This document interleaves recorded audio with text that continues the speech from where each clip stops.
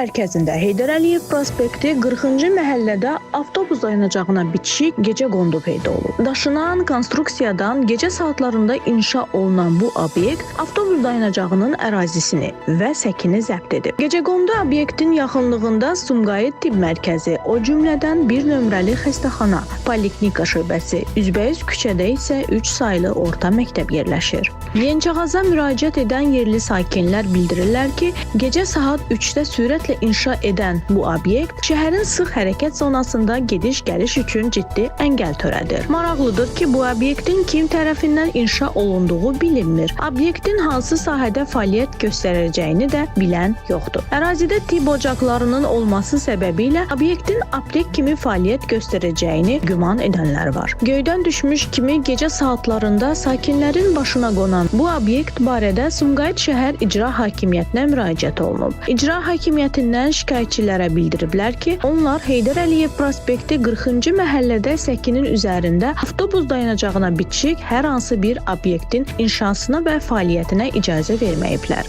Obyektin kim tərəfindən ora qoyulmasından da xəbərsizdilər. İcra Hakimiyyətindən bildiriblər ki, əraziyə gəlib obyektə baxış keçirəcəklər. Amma 2 gün keçməsinə baxmayaraq, İcra Hakimiyyətindən nə əraziyə gəlib baxış keçirilib, nə də qanunsuz obyektin söküntüsünə başlanılıb. İcra Hakimiyyətinin davranışlarından belə görünür ki, onlar icazə verməsələr də, əslində obyektin kim tərəfindən hansı məqsədlə inşa edildiyindən xəbərdardırlar. Ya İcra Hakimiyyəti həmin gücün qarşısında acizdir, ya da üçüncü variantı yoxdur. Yazı dərc edilməyə hazırlanarkən şikayətçilər bildirirlər ki, qanunsuz obyekt nəinki sökülür. Əksinə fəhlələr hazırda obyektin ətrafında kameti yeniləyirlər. Bu isə başqa mətləblərdən xəbər verir. Mövzu diqqətinizdədir.